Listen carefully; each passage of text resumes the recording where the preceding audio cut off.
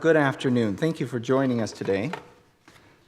I'm Craig. I'm a senior librarian here at the main library. On behalf of ACPL, we want to welcome you to our Seasoned Readings program. We've been doing this for a few years, and we're fortunate to have staff members from throughout the system sharing their talents and time with us for this event. Thank you to our genealogy materials manager, Aaron, on the guitar, and senior librarian Lisa on the viola for providing some music as we were all coming in. They will be playing at the end of our event in the lobby while we break out some refreshments. So cookies and cocoa, anyone? So beginning a few months ago, some colleagues and I started searching for a variety of stories and poems that celebrate December. I think we compiled an entertaining and interesting mix of both classic and contemporary selections that we look forward to sharing with you today. Our first selection is from The Best Christmas Pageant Ever by Barbara Robinson. Has anyone seen the new movie? Ah, nice. That book tells the story of the chaotic Herdman family, Ralph, Imogene, Leroy, Claude, Ollie, and Gladys, notorious for their delinquent behavior. Coming from a troubled and neglectful home, they are often misunderstood and feared by their peers. When they decide to take over the church's annual Christmas pageant, the other children in the community are initially horrified. However, as the Herdmans rehearse, they bring a raw honesty and unexpected perspective to the nativity story.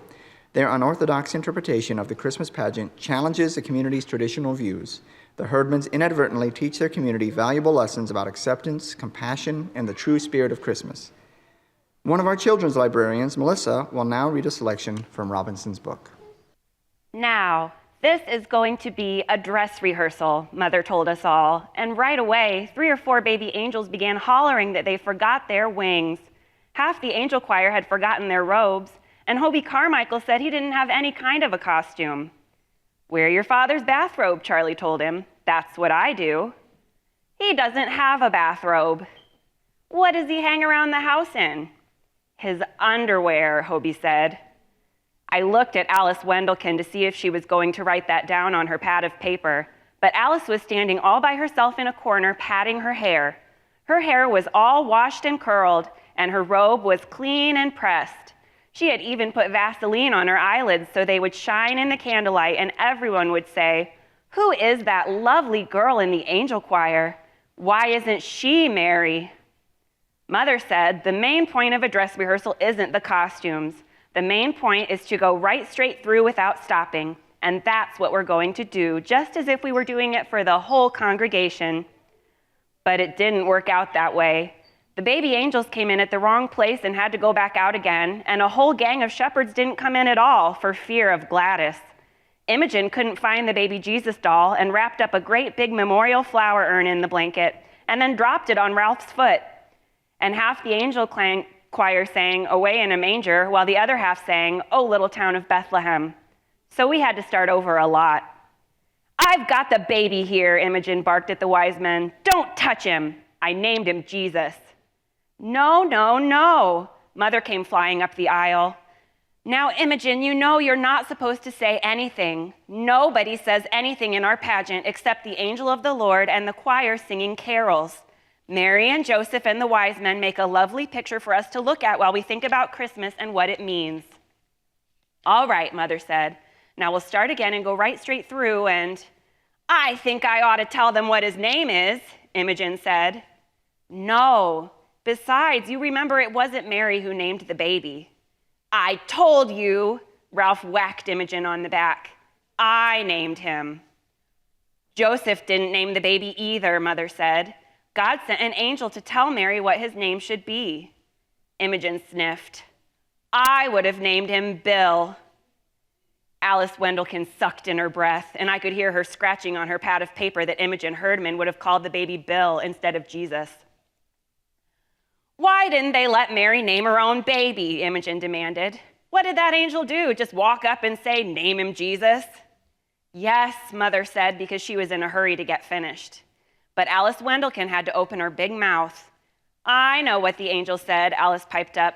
"She said, 'His name shall be called Wonderful, Counselor, Mighty God, Everlasting Father, the Prince of Peace.'" "My God," Imogen said, "he'd never get out of the first grade if he had to write all that." By that time, everyone was hot and tired, and most of the baby angels had to go to the bathroom, so Mother said we would take a 5-minute recess. And then we'll start over, she said, looking sort of hopeless, and go right straight through without stopping, won't we? Well, we never did go right straight through. The 5-minute recess was a big mistake because it stretched to 15 minutes, and Imogen spent the whole time smoking cigars in one of the johns in the ladies' room. Then Mrs. Homer McCarthy went to the ladies' room and opened the door and smelled something funny and saw some smoke, and she ran right to the church office and called the fire department. We were singing Angels We Have Heard on High when what we heard was the fire engine pulling up on the lawn of the church with the siren blaring and the red lights flashing. The firemen hurried in and made us all go outside, and they dragged a big hose in the front door and went looking for a fire to put out. The street was full of baby angels crying and shepherds climbing all over the fire truck and firemen and all the ladies on the potluck committee and neighbors who came to see what was going on and Reverend Hopkins, who ran over from the parsonage in his pajamas and his woolly bathrobe. Nobody knew what had happened, including the herdmans, but I guess they figured that whatever it was, they had done it, so they left. Well, Reverend Hopkins looked unhappy. The whole church is in an uproar. Do you think we should call off the pageant? Certainly not, Mother said. By that time, she was mad too. Why, it's going to be the best Christmas pageant we've ever had. Maybe so, Reverend Hopkins said. I'm just afraid that no one will come to see it. But he was wrong. Everybody came to see what the herdmans would do. On the night of the pageant, we didn't have any supper because Mother forgot to fix it. We've never once gone through the whole thing, she said. I don't know what's going to happen. It may be the first Christmas pageant in history where Joseph and the wise men get in a fight and Mary runs away with the baby. She might be right, I thought, and I wondered what all of us in the angel choir ought to do in case that happened. It would be dumb for us to just stand there singing about the Holy Infant if Mary had run off with him. Nothing seemed very different at first. There was the usual big mess all over the place. Baby angels getting poked in the eye by other baby angels' wings and grumpy shepherds stumbling over their bathrobes. The spotlight swooped back and forth and up and down till it made you sick at your stomach to look at it. And as usual, whoever was playing the piano pitched Away in a Manger so high we could hardly hear it, let alone sing it. But everything settled down, and at 7:30 the pageant began. While we sang Away in a Manger, the ushers lit candles all around the church, and the spotlight came on to be the star. So you really had to know the words to Away in a Manger because you couldn't see anything, not even Alice Wendelkin's Vaseline eyelids. After that, we sang 2 verses of O Little Town of Bethlehem, and then we were supposed to hum some more while Mary and Joseph came in from a side door. Only they didn't come in right away. So we hummed and hummed and hummed, which is boring and also very hard. And before long doesn't sound like any song at all, more like an old refrigerator. I knew something like this would happen, Alice Wendelkin whispered to me. They didn't come at all. We won't have any Mary and Joseph, and now what are we supposed to do? I guess we would have gone on humming till we all turned blue, but we didn't have to. Ralph and Imogen were there all right, only for once they didn't come through the door pushing each other out of the way. They just stood there for a minute as if they weren't sure they were in the right place. Because of the candles, I guess, and the church being full of people. They looked like the people you see on the 6 o'clock news. Refugees sent to wait in some strange, ugly place with all their boxes and sacks around them. It suddenly occurred to me that this was just the way it must have been for the real Holy Family, stuck away in a barn by people who didn't much care what happened to them. Imogen had the baby doll, but she wasn't carrying it the way she was supposed to, cradled in her arms. She had slung it up over her shoulder, and before she put it in the manger, she thumped it twice on the back. I heard Alice gasp, and she poked me. I don't think it's very nice to burp the baby Jesus, she whispered, as if he had colic. I said, I don't know why not, and I didn't. He could have had colic or been fussy or hungry like any other baby. Right away, we had to sing While Shepherds Watch Their Flocks by Night. And we had to sing very loud because there were more shepherds than there were anything else, and they made so much noise, banging their crooks around like a lot of hockey sticks. Next came Gladys from behind the angel choir, pushing people out of the way and stepping on everyone's feet. Since Gladys was the only one in the pageant who had anything to say, she made the most of it.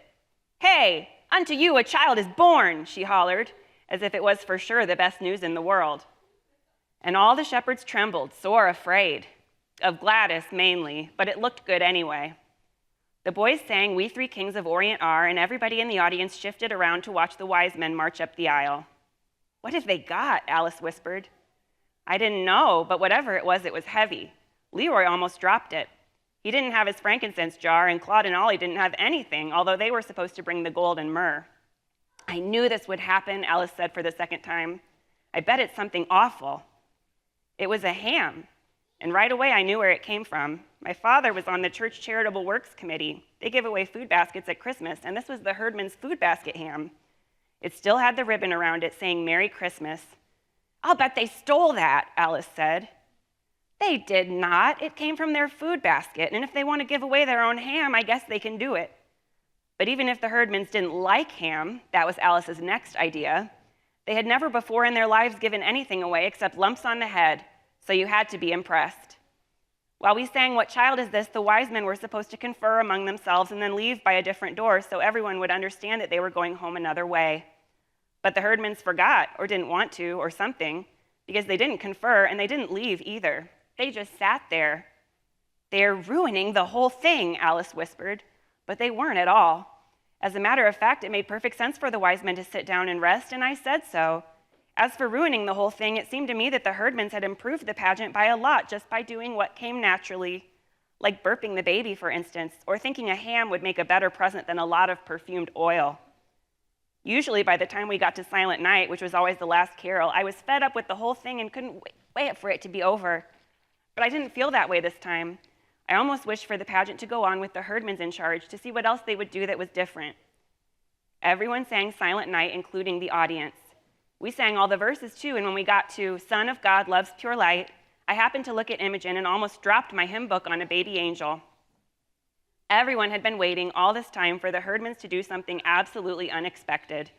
And sure enough, that was what happened. Imogen Herdman was crying. In the candlelight, her face was all shiny with tears, and she didn't even bother to wipe them away. She just sat there, awful old Imogen, in her crookedy veil, crying and crying and crying.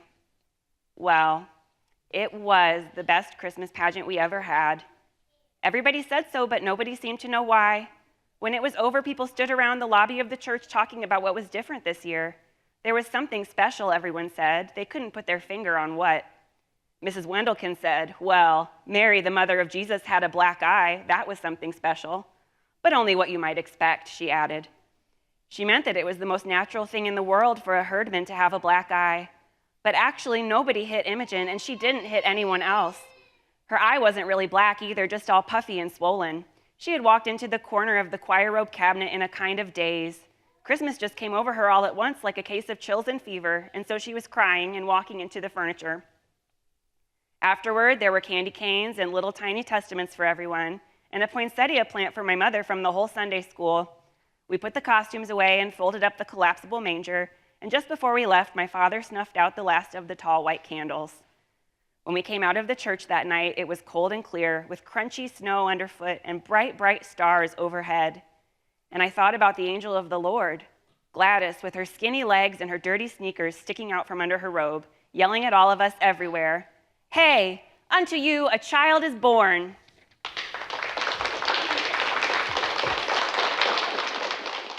Thank you, Melissa. For our next selection, Chris, our marketing manager, will be reading Christmas Soup by Alice Faye Duncan and Phyllis Dooley.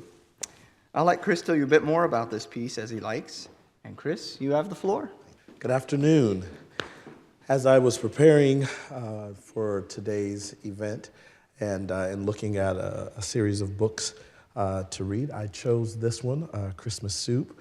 One, because when I looked at the cover of it, the guy on the front cover looked a little bit like me as a kid as I was growing up, and so I found that to be interesting. But then more importantly than that, the message as I began to read this really rang out to me and touched my heart, because I remember growing up, one of the lessons that my parents taught me was that there's truly a blessing in giving to others, especially during this time of the year. So that's why I chose this book today.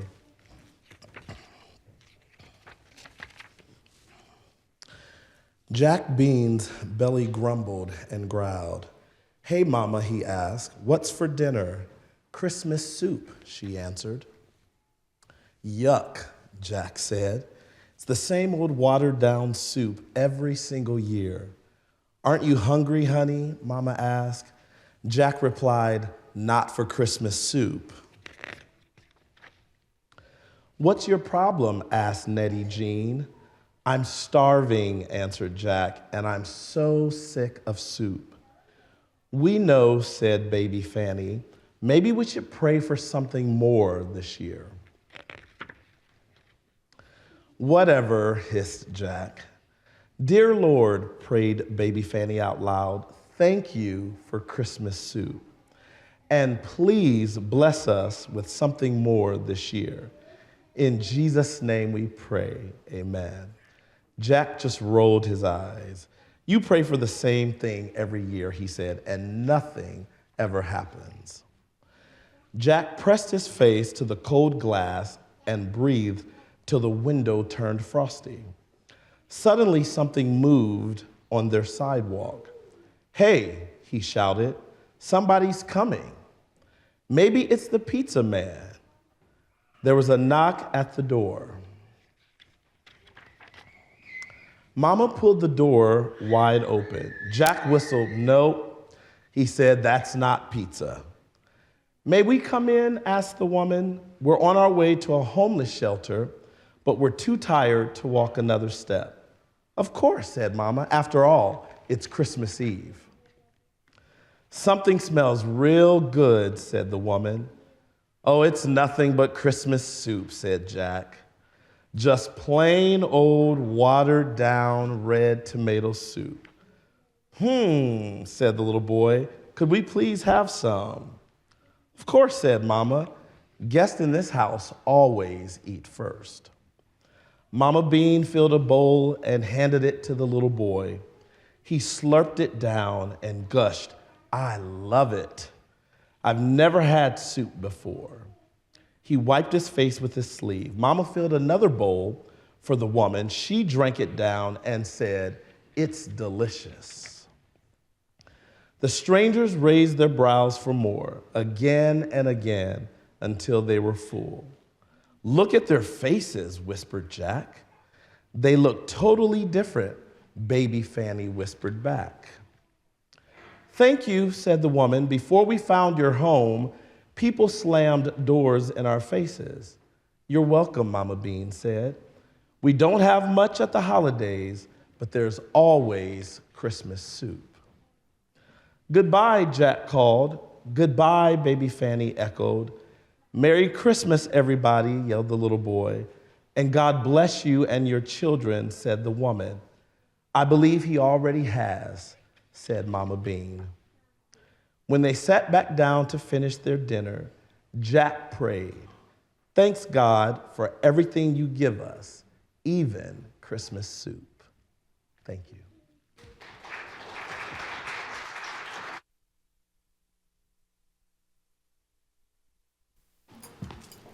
Thank you, Chris. And for our next selection, Megan, a senior librarian here at the main library, remembers Appalachian Christmases spent on her great-grandparents' farm. Stroll down memory lane with her as she takes us back to rural Ohio in the 1980s. Thank you. Head down County Road 297 just outside Warsaw, Ohio, and you'll find the remnants of my great-grandparents' farm. When I was a kid, their old farmhouse was my playground with its coal-burning stove, outhouse, and bevy of animals. The bejeweled peacock strutting through their yard was exotic and quixotic. And nearly 40 years later, the jury's still out on what's worse, using the outhouse in the heat of summer or in the depths of winter. Both were memorable, neither were fun. Despite the backwoods bathroom accommodations, I loved visiting my grandparents, George and Mildred Haynes, whenever I could. Their home was ordinary yet picturesque, surrounded by rural Appalachia. Mom, great-grandma, and I would often sit on their front porch swing, enjoying the serenity and talk. Mom would push us gently back and forth with her feet as she unloaded her troubles to the grandmother she revered. I still remember the creak of the chain as the swing held our weight and the weight of our problems. Cocooned on that musty front porch with its braided rugs and painted floorboards, I never felt safer. My great-grandparents were Ohio born and raised. They came from nothing and together created something. They raised 4 kids on a deep miner's paycheck and trading livestock at auctions. They grew their own food and made their own clothes.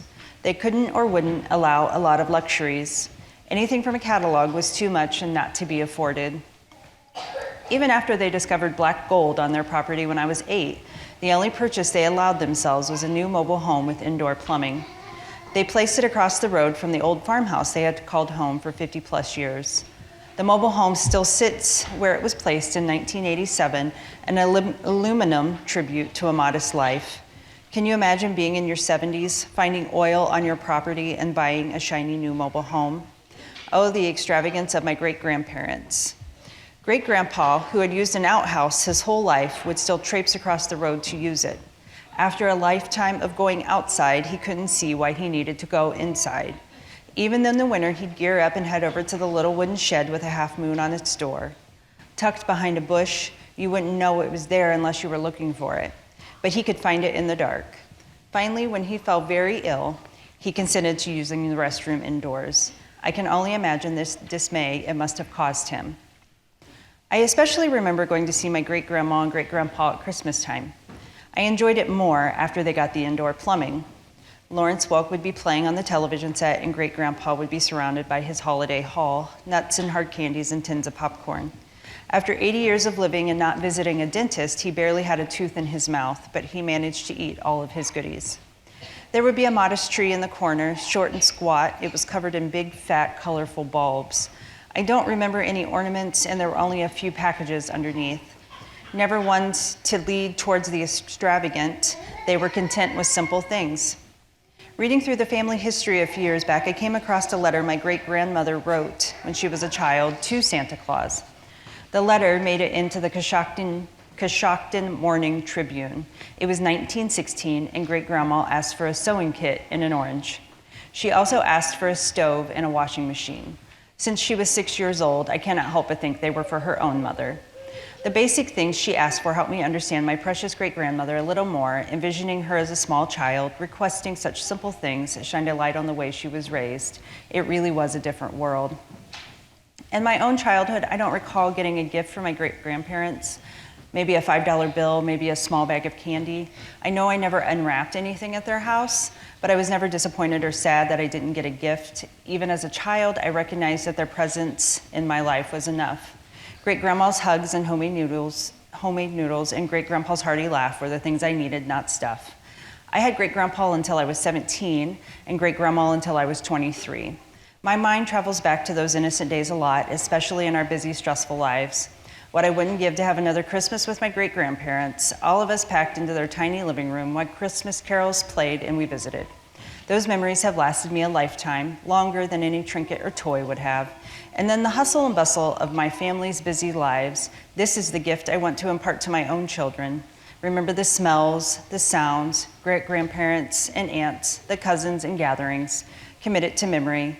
I think my great-grandparents would be proud of us for remember that Christmas on the farm was about presents, not presents. And isn't that gift enough? Thank you.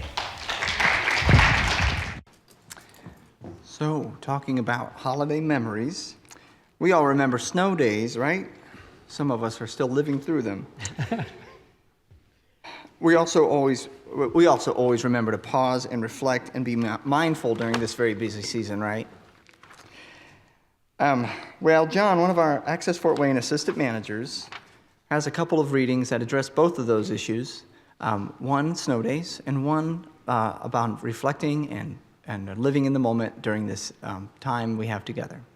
And John, I'll let you take it away. Thank you, Craig. You know, in over 2 decades I was on the radio, I spent countless hours answering the special hotline, or as we called it, the snow phone. I'd confirm passwords and jot down all the information. Then I'd head into the studio and read the sometimes endless list of business and school delays and closings. It seemed like it lasted forever when you had to do it on the air. But it's part of what made snow days memorable. In Billy Collins's book called Snow Day, I get to revisit some of that magic and the wonder that those snow days brought. Today, we woke up to a revolution of snow, its white flag waving over everything. The landscape vanished, not a single mouse to punctuate the blackness. And beyond these windows, the government buildings smothered, schools and libraries buried, the post office lost under the noiseless drift. The passive trains softly blocked, the world fallen under this falling. In a while, I'll put on some boots and step out like someone walking in water, and the dog will porpoise through the drifts, and I will shake a laden branch, sending a cold shower down on us both. But for now, I'm a willing prisoner in this house, a sympathizer with the anarchic cause of snow. I will make a pot of tea and listen to the plastic radio on the counter, as glad as anyone to hear the news. That kitty corner school is closed. The Ding Dong School, closed. All the all-aboard children's schools, closed. The Hi-Ho Nursery School, closed. Along with, some will be delighted to hear, the Toadstool School, the Little School, the Little Sparrows Nursery School, Little Stars Preschool, Peas and Carrots Day School, and Tom Thumb Child Center, all closed. And, clap your hands, the Peanut Play School. So this is where the children hide all day. These are the nests where they letter and draw, where they put on their bright miniature jackets, all darting and climbing and sliding, all but the few girls whispering by the fence. And now I'm listening hard in the grandiose silence of snow, trying to hear what those three girls are plotting, what riot is afoot, which small queen is about to be brought down. That's Snow Day.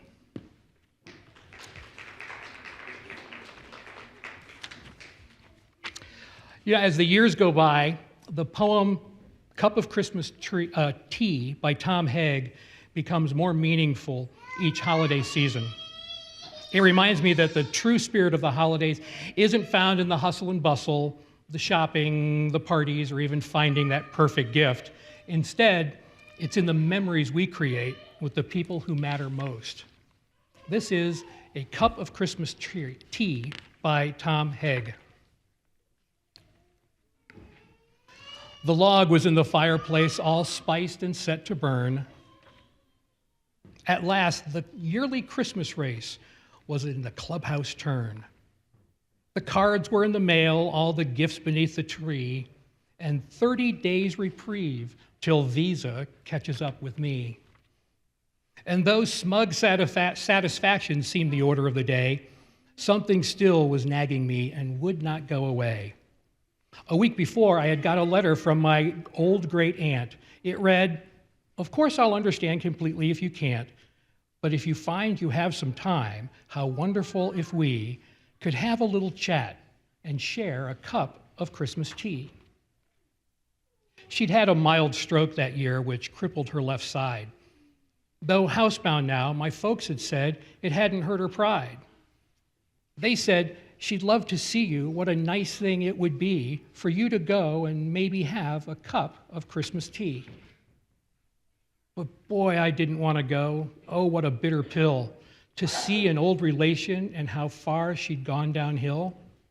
I remember her as vigorous and funny and bright. I remember Christmas Eves when she regaled us half the night. I didn't want to risk all that. I didn't want the pain.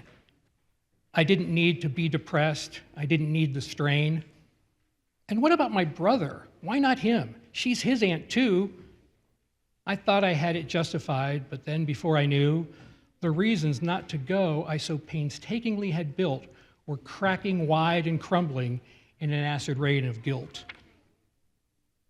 I put on boots and gloves and cap, shame stinging every pore, and armed with squeegee, sand, and map, I went out my front door. I drove in from the suburbs to the older part of town. The pastels of newer homes gave way to gray and brown. I had that disembodied feeling as the car pulled up and stopped beside the wooden house that held the Christmas cup. How I got up to her door, I really couldn't tell. I watched my hand rise up and press the button of the bell. I waited, aided by my nervous rocking to and fro, and just as I was thinking I should turn around and go, I heard the rattle of the china in the hutch against the wall. The triple beat of 2 feet and a crutch came down the hall. The clicking of the door latch and the sliding of the bolt and a little swollen struggle popped it open with a jolt. She stood there, pale and tiny, looking fragile as an egg. I forced myself from staring at the brace that held her leg, and through her thick bifocals seemed to crack and spread her eyes. The milky and refracted depths lit up with youth's surprise. Come in, she laughed the words.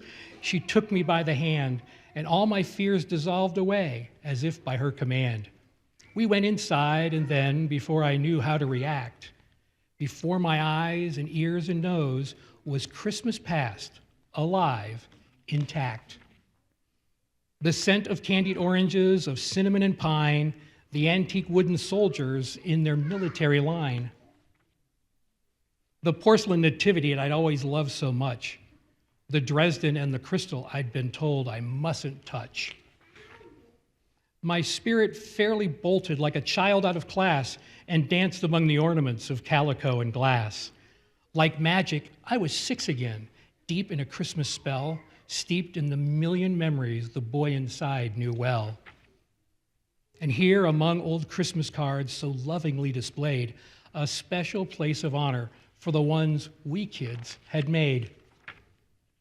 And there, beside her rocking chair, the center of it all, my great aunt stood and said how nice it was I'd come to call.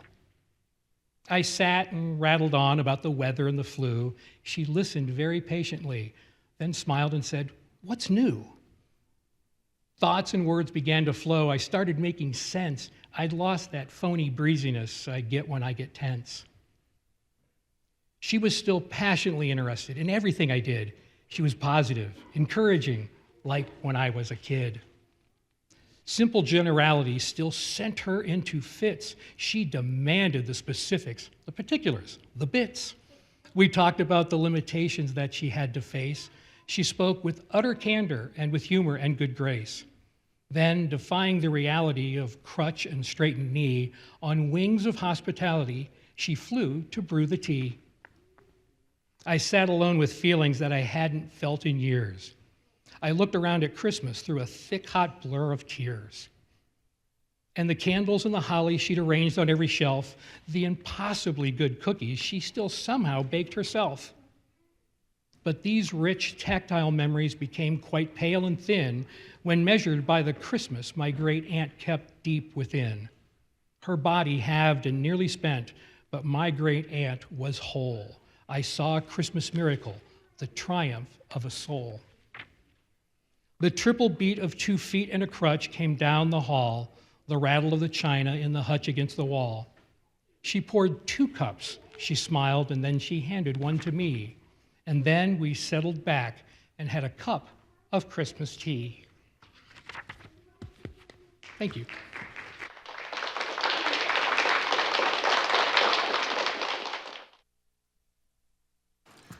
All right. If anyone needs to get up and shake out some wiggles, that's okay. I hope we're all having a good time.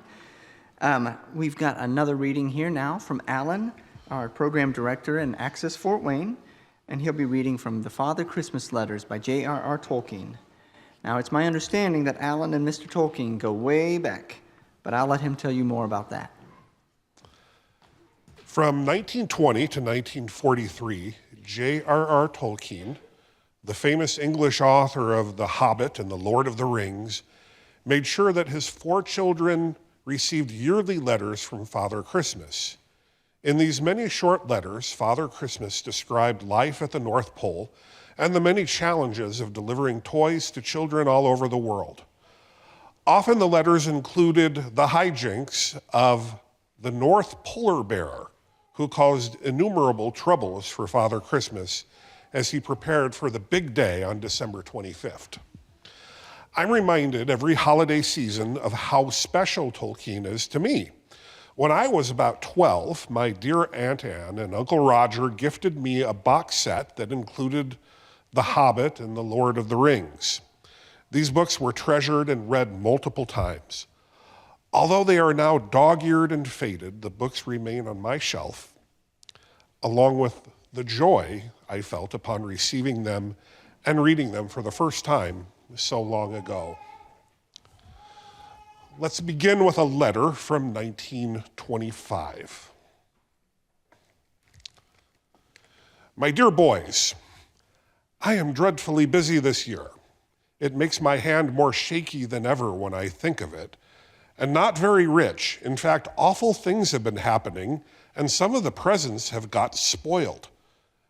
And I haven't got the North Polar Bear to help me, and I have had to move house just before Christmas, so you can imagine what a state everything is in.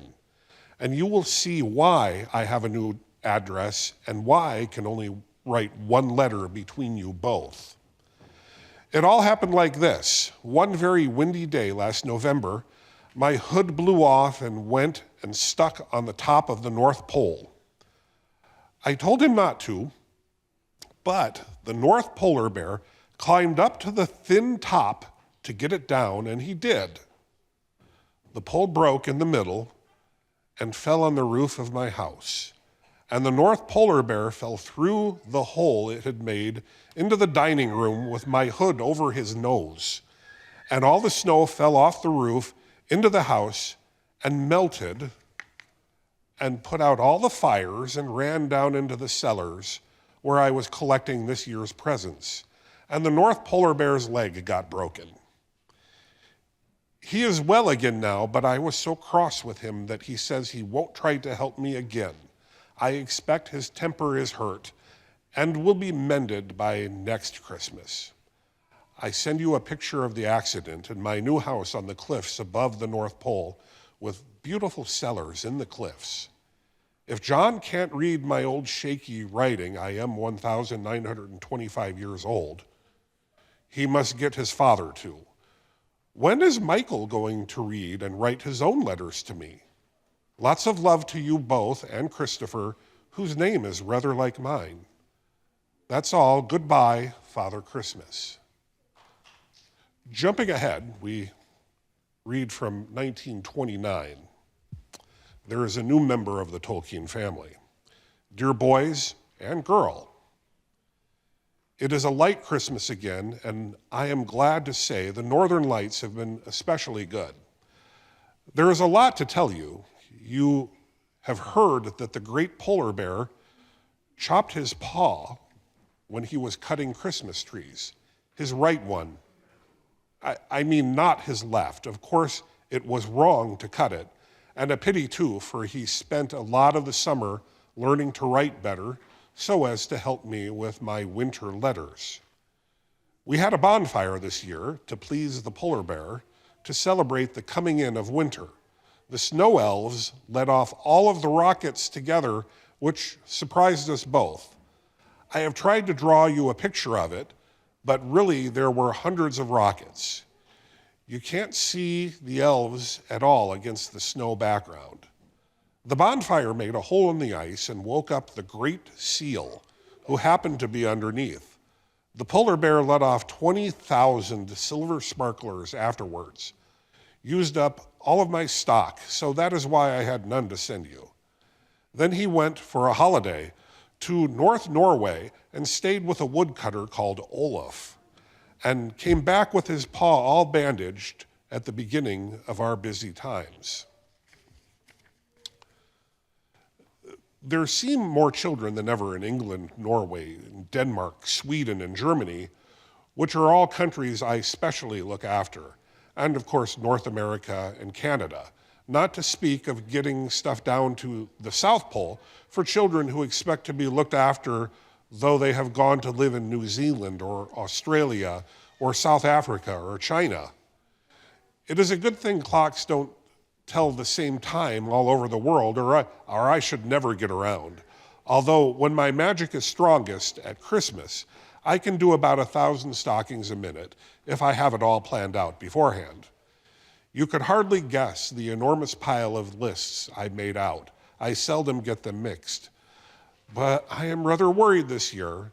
In my office and packing room, the polar bear reads out names while I copy them down.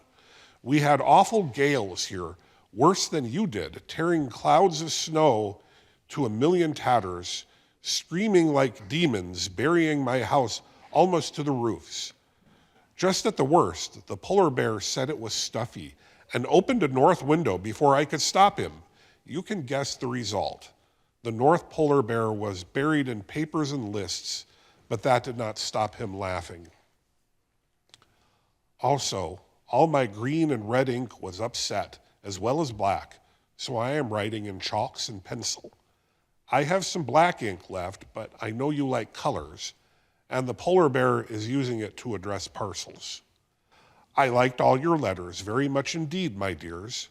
Nobody, or very few, writes so much or so nicely to me.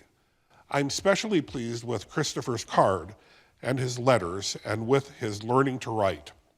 So I am sending him a fountain pen and also a special picture for himself. It shows me crossing the sea on the upper north wind while a southwest gale, reindeer hate that, is raising big waves below. This must be all now. I send you all my love.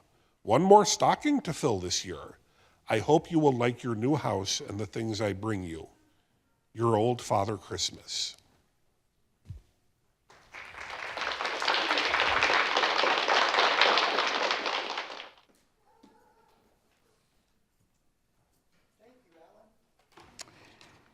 And now Anna, one of our senior librarians, will read a couple of poems, White Eyes by Mary Oliver and Stopping by Woods on a Snowy Evening by Robert Frost. These poems celebrate the winter season and all the enchantment it brings. I know I'm still enchanted, so I hope you are too. This first poem is called White Eyes, and it's by Mary Oliver. In winter, all the singing is in the tops of the trees, where the wind bird, with its white eyes, shoves and pushes among the branches. Like any of us, he wants to go to sleep, but he's restless. He has an idea, and slowly it unfolds from under his beating wings as long as he stays awake. But his big, round music, after all, is too breathy to last. So it's over. In the pine crown, he makes his nest. He's done all he can. I don't know the name of this bird.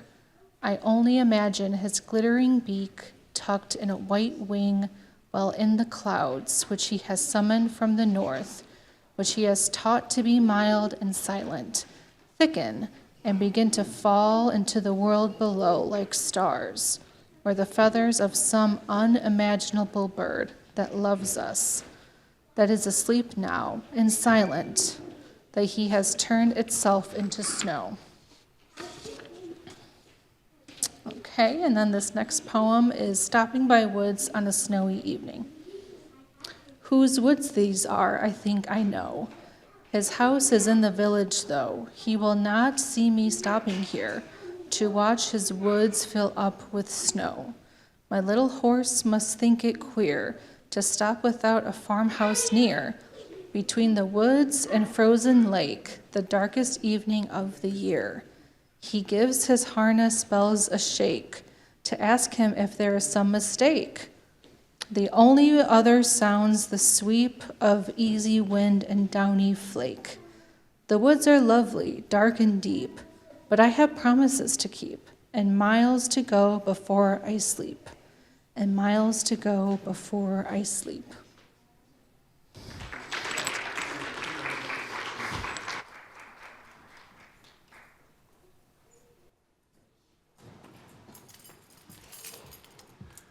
All right, thank you, Anna. And now we have one more reading.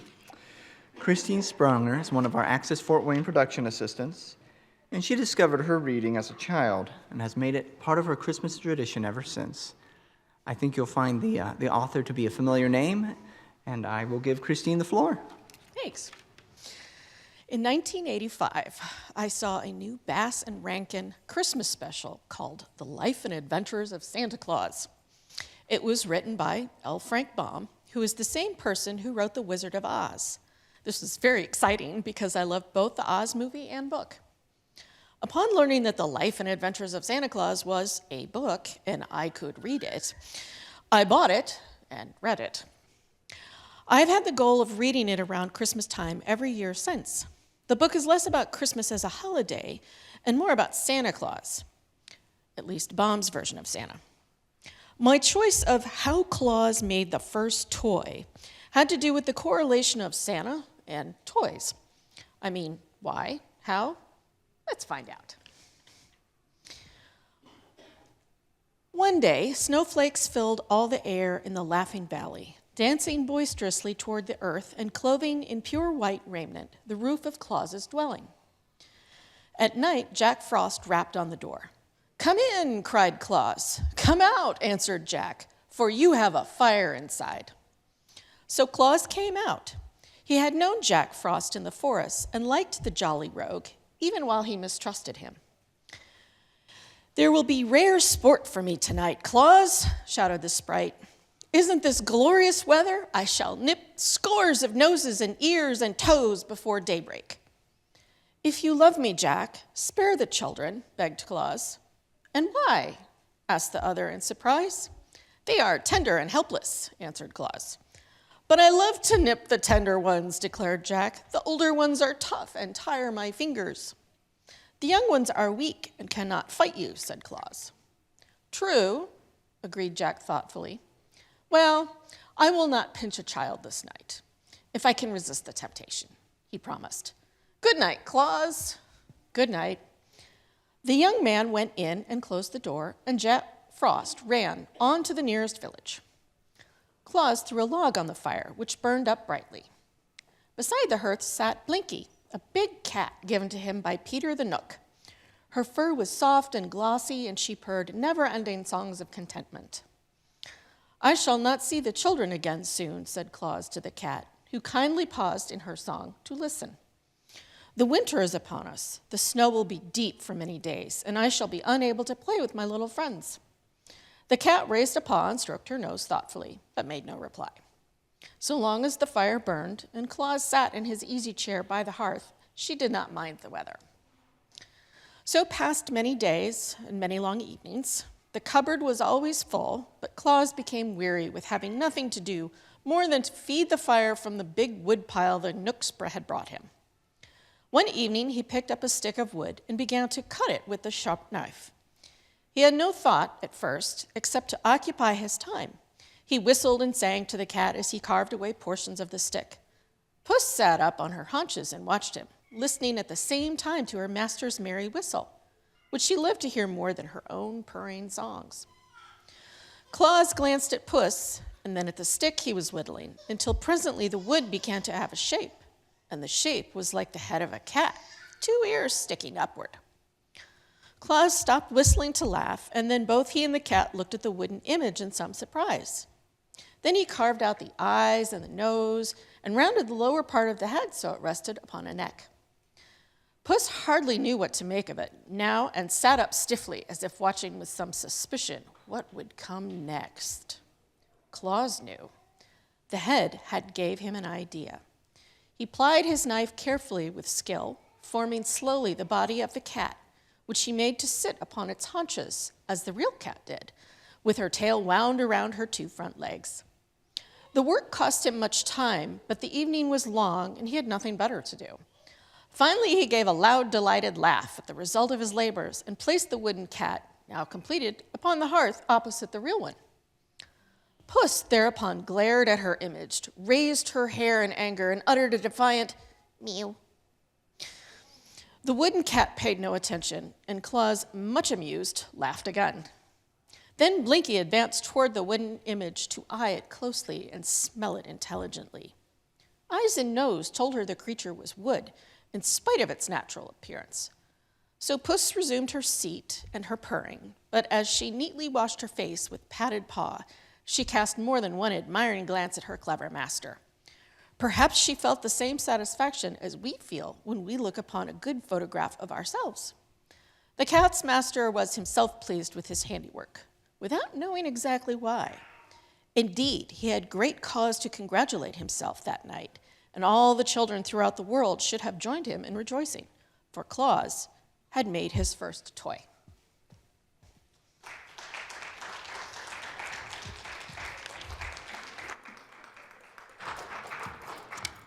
Well, thank you all for coming. I hope you enjoyed the readings. And special thanks to all the staff members who graciously offered to share their talents and their time with us today. Now, if you'd like to join us once more in the lobby, there are cookies and hot cocoa available, and we have a bit more special music for you to enjoy. Happy holidays.